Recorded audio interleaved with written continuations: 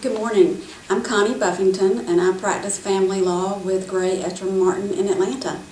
And I am going to be talking with you this morning to provide a brief presentation on some important considerations in dividing retirement accounts.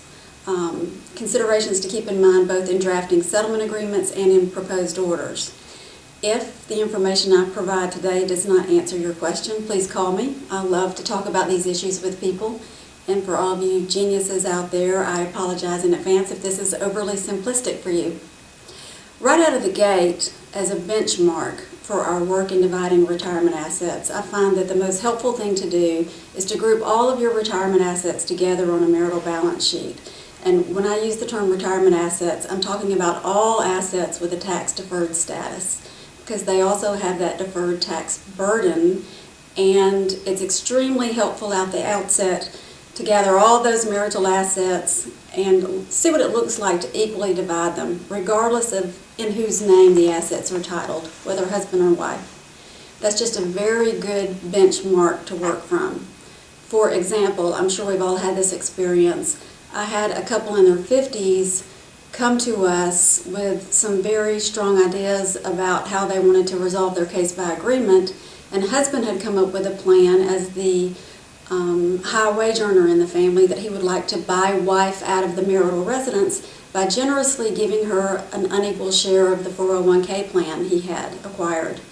And once the parties, especially wife, who we were retained to represent, understood the tax burden that came with that plan, the parties moved on to more equitable options that distributed that future tax burden more equally.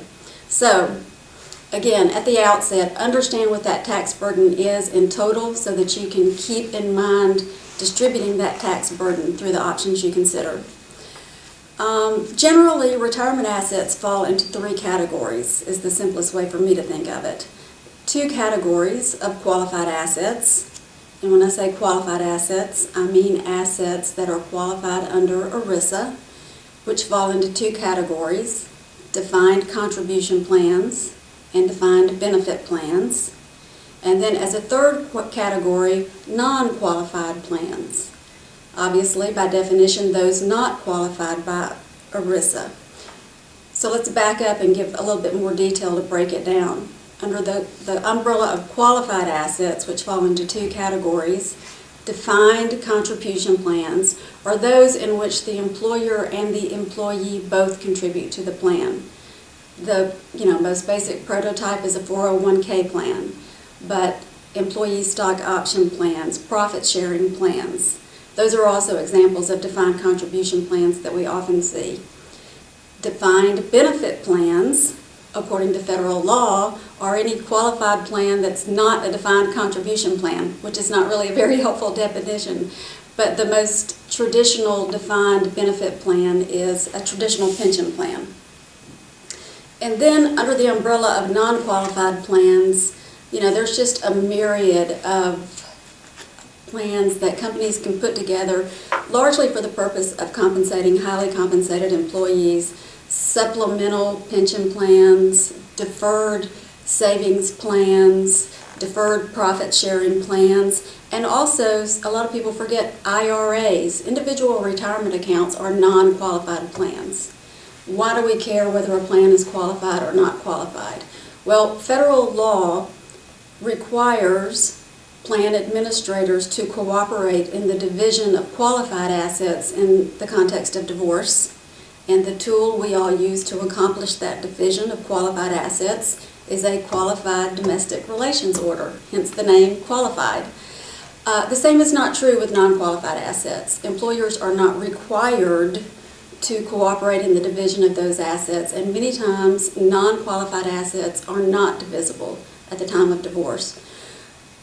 When they are, we can use a domestic relations order to do that if the plan is willing to cooperate. We'll talk about that more in just a moment. Let's back up a little bit and talk right now for a few minutes about some considerations generally in the process of dividing assets and exploring your options.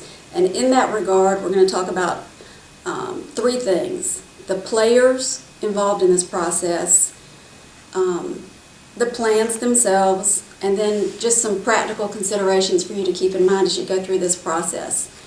Generally, and primarily when you're dealing with qualified plans for sure, but in every case, you've got three players to consider. The plan participant, in whose name the assets are accruing, the alternate payee, who's receiving a portion of the assets, and the plan administrator.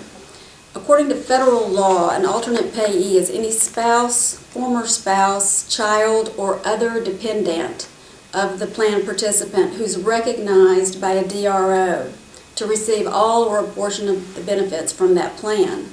99% of the time, the alternate payee is a former spouse in the context of divorce.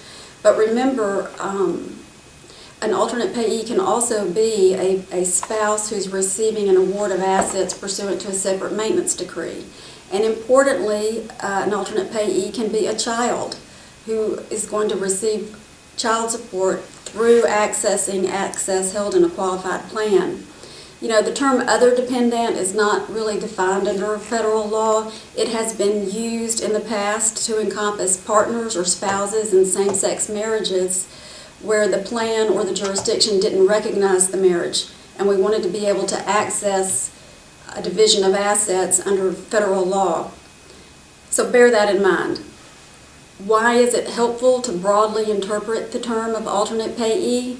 Because if you qualify as an alternate payee to receive assets pursuant to a quadro, you really have accessed a very simple, streamlined approach to get to a ready pool of assets, and that's incredibly valuable.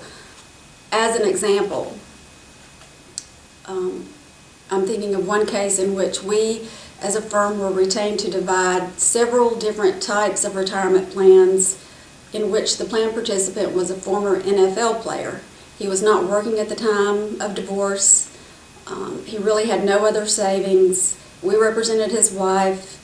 We accomplished an equitable division of a number of qualified and non-qualified plans at the time of the divorce.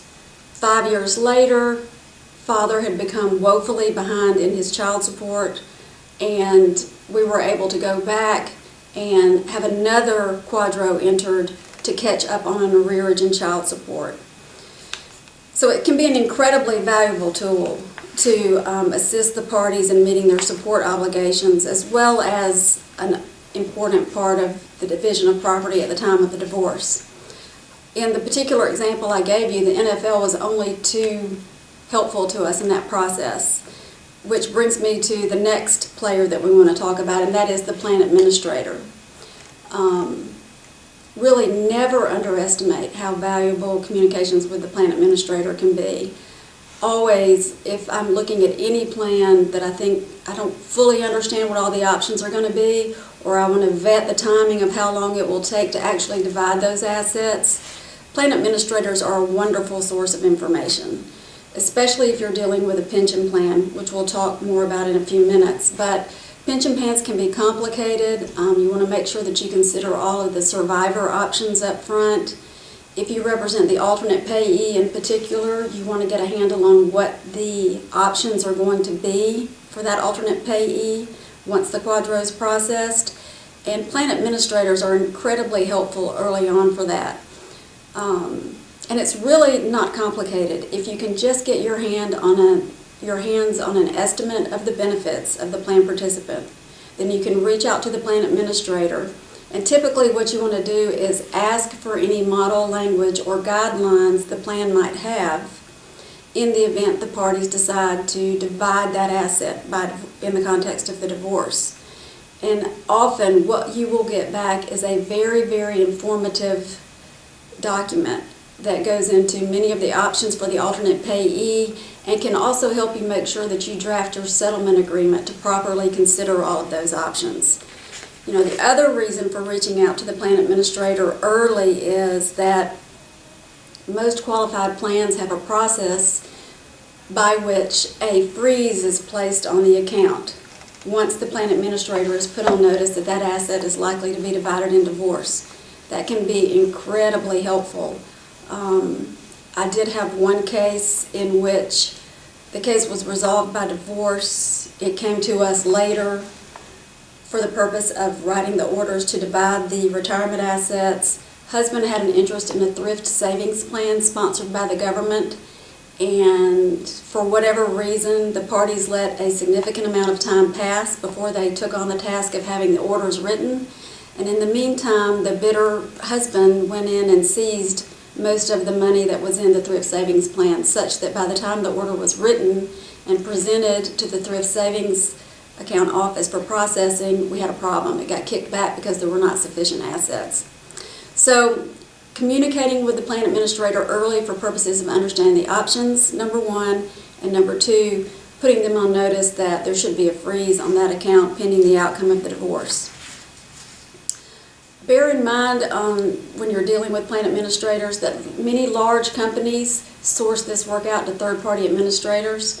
For example, if you're trying to divide Coke assets, you're going to be sent to Quadro Consultants. Newell Rubbermaid uses Hewitt Solutions. That's not a bad thing. These are very well-trained third-party administrators who do nothing but work with dividing these assets all day, and they are an incredible source of information. So be nice to the plan administrators. They can help you. So let's back up a little bit and talk about the specific considerations for when you are dividing these plans.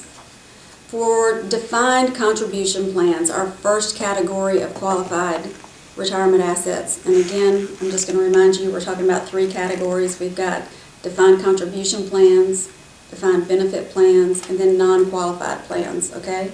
So when we're dividing defined contribution plans, here's some important considerations, whether you're drafting the order or the settlement agreement. Always address your valuation date. Oftentimes, I'm lucky enough to have people bring me cases that have already been decided, and nobody ever put in the settlement agreement or the divorce decree what the date of division should be. The plan's going to require that from whoever's drafting the order to divide those assets. If nothing's there, quite frankly, I typically default back to the final decree of divorce. But address the valuation date, especially if the parties have been separated for a long period of time. Sometimes there's a logic to having that valuation date predate the date of the final divorce, sometimes not. And one nuance that you might consider is when you are addressing your valuation date,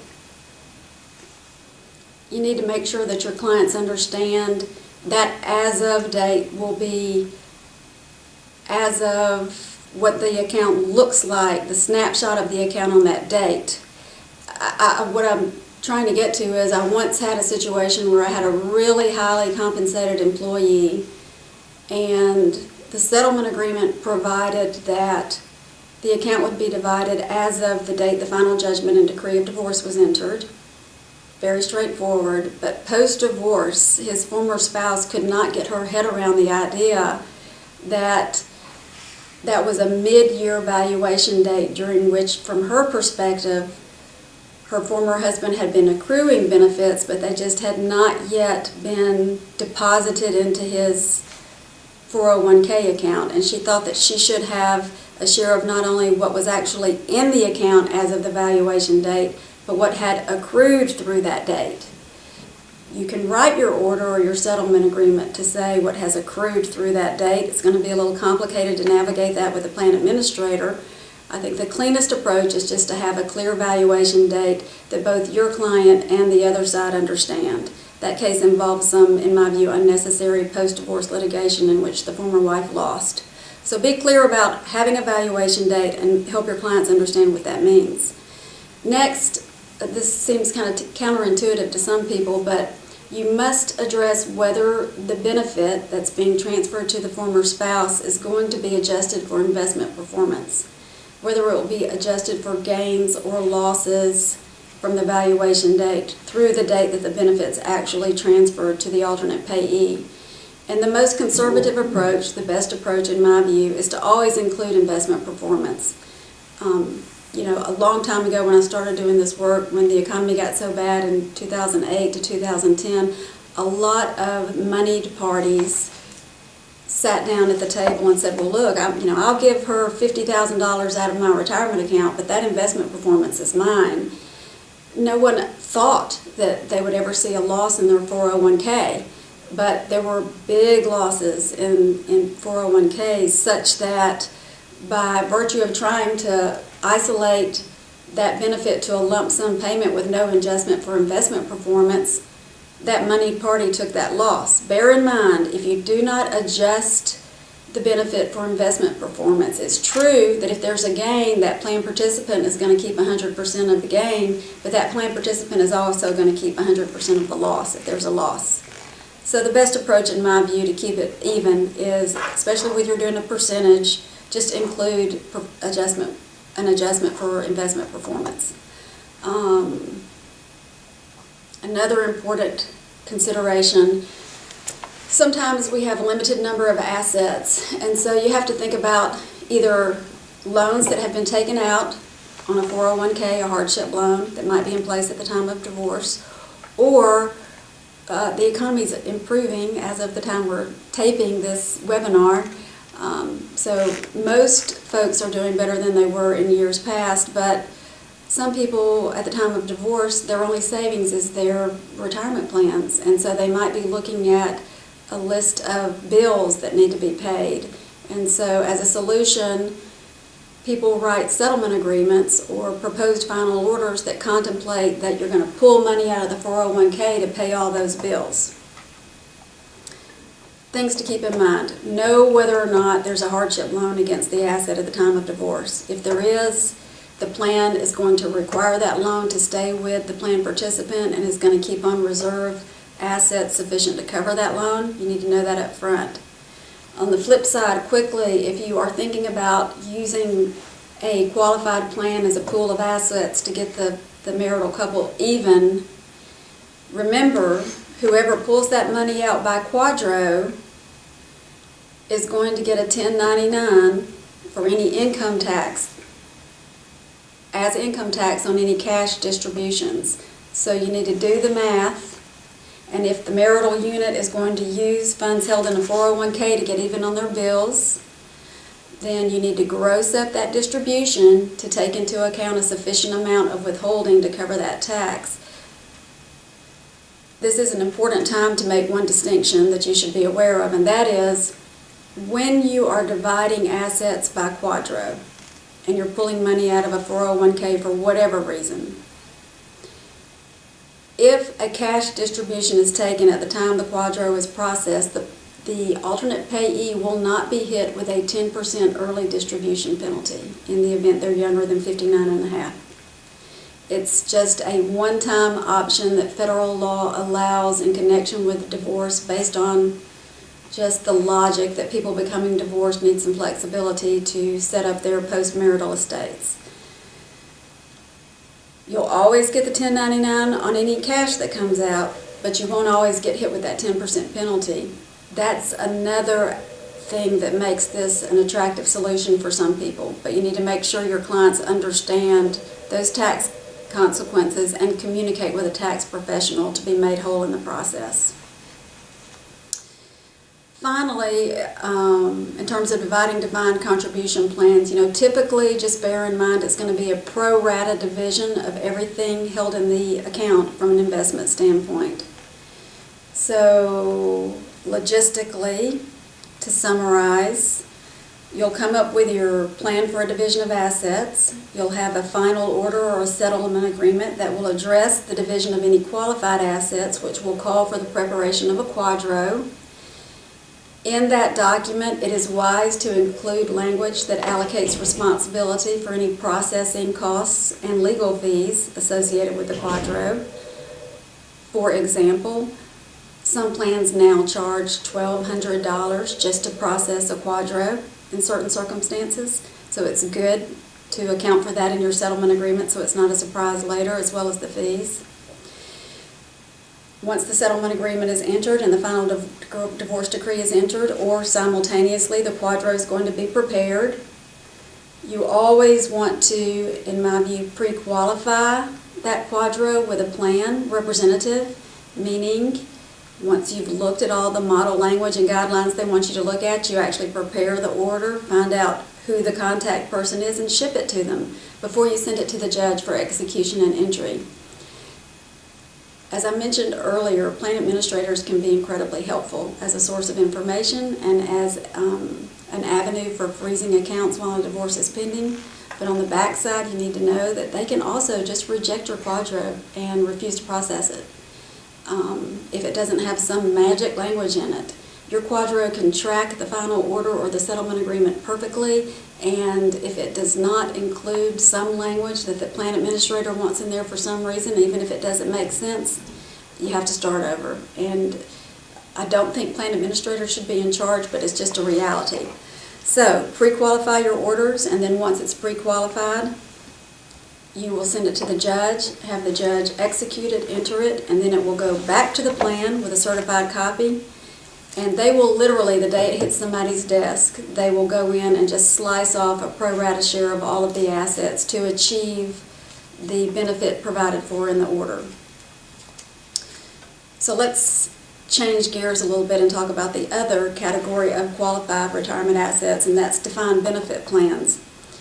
Here, just a couple of bright line considerations. For your typical defined benefit plan, it's important to bear in mind that there's two ways to divide a pension: a shared interest approach and a separate interest approach. Under a shared interest approach, the alternate payee is simply piggybacking, for lack of a better term, on all of the options and decisions that the plan participant makes, okay? Such that, for example, if you have parties that become divorced at a time when the plan participant is already receiving payments pursuant to his pension, you only have one option to divide that pension. That's the shared interest approach. Once those payments start flowing pursuant to the terms of the pension plan, everything is set in stone, okay? So all the alternate payee can do is come in and take a percentage share of whatever the plan participant has selected. The other avenue for dividing a pension is called a separate interest approach. And if you represent the alternate payee, you should be very interested in this separate interest approach. And under this approach, if the plan allows you to divide it as a separate interest, ask up front. The alternate payee can come in and basically, as to their marital interest in the pension plan, step into the shoes of the plan participant and make their own election as to their form of payment, their time of payment, all within the parameters of what the plan document is. But under a separate interest approach, the plan participant, the alternate payee gets to really own that as their separate assets. There is a clean division. The plan participant's interest is completely severed from the alternate payee's interest. That's important for a lot of reasons. That allows the alternate payee to meet with their own financial advisors and select the option that makes the most sense for them.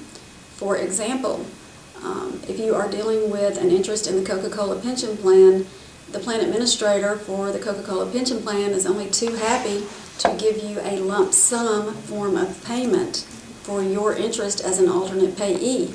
They're such a giant company, they don't want more people to manage, so they're more than happy to create an avenue for you to get your money and take it elsewhere. Okay? That doesn't mean you necessarily want your client to take it in cash. They can roll it over to an IRA, but they get out of the Coke plan, which means that then they have a whole world of options in terms of how they manage their own asset and the ability to possibly designate a beneficiary for their asset.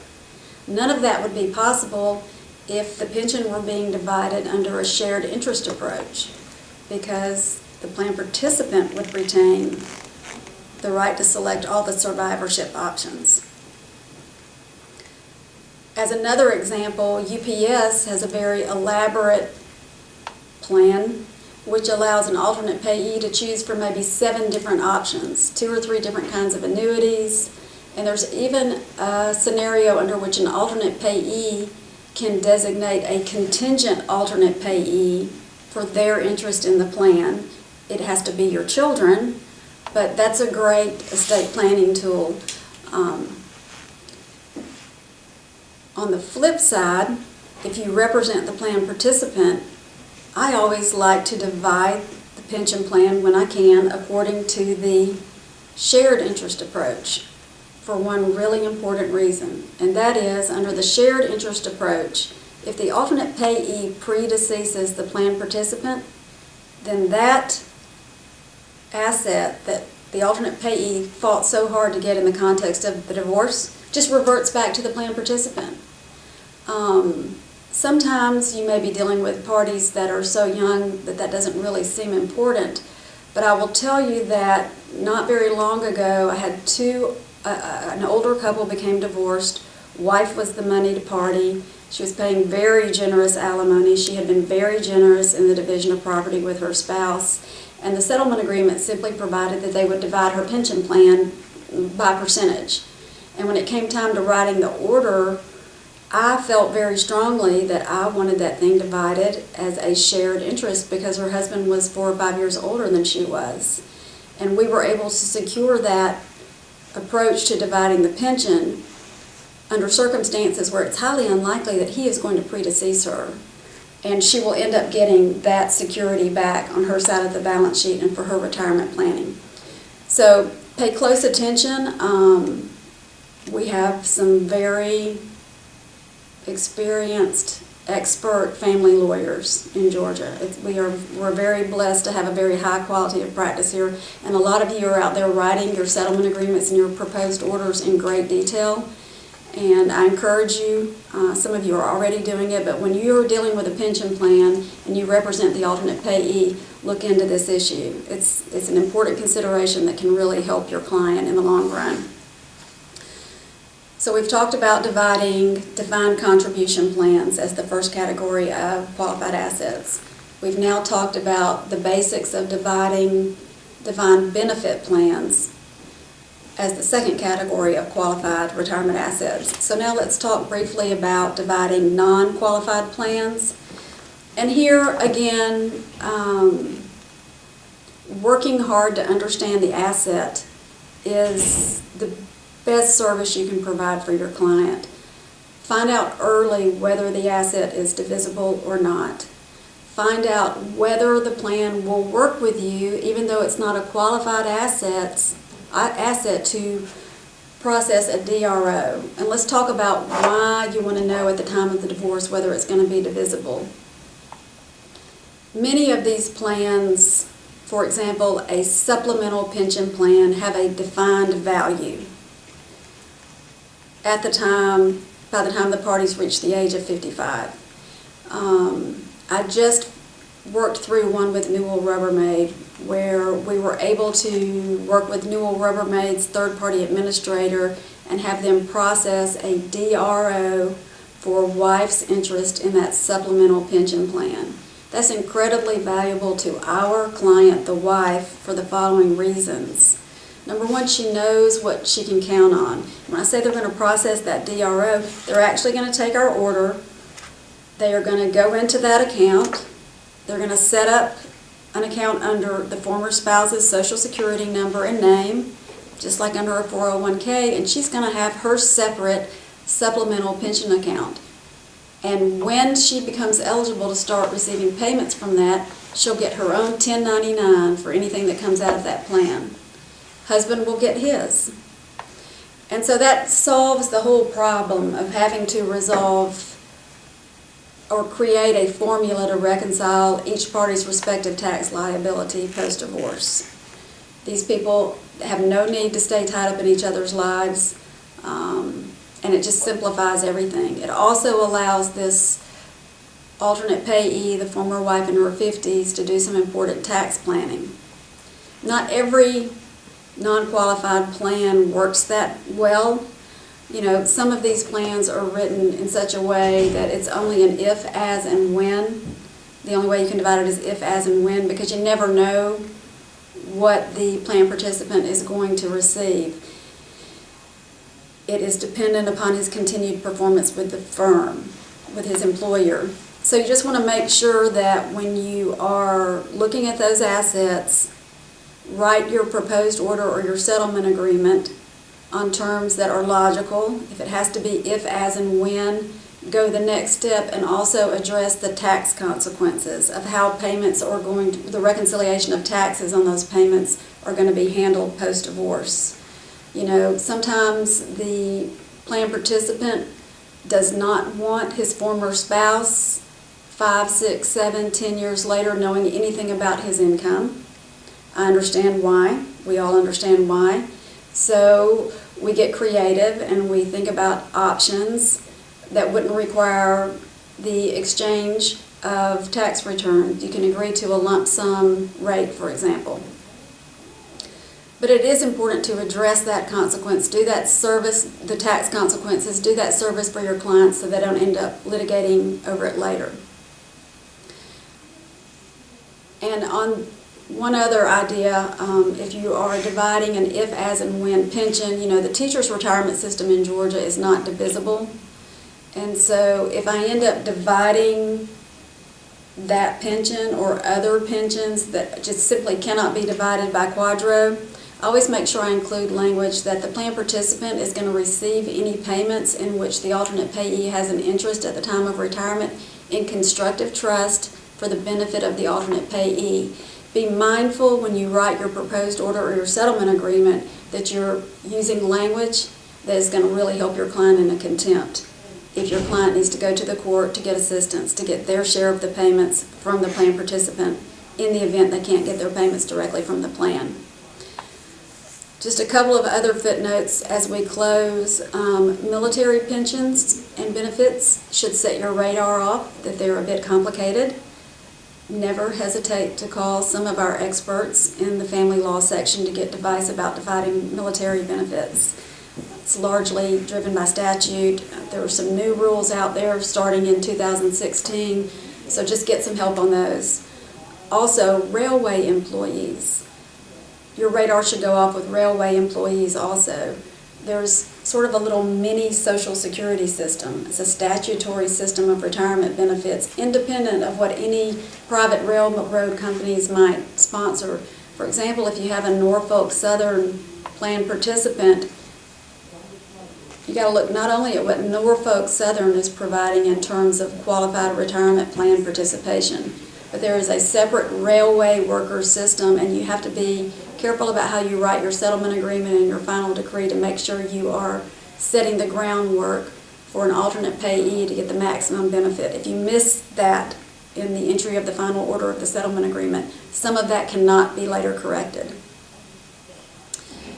So that hopefully gives you a roadmap of things to think about in navigating through the issue of dividing retirement assets. And again, if you have questions or ever want to talk about any of these issues, please call me.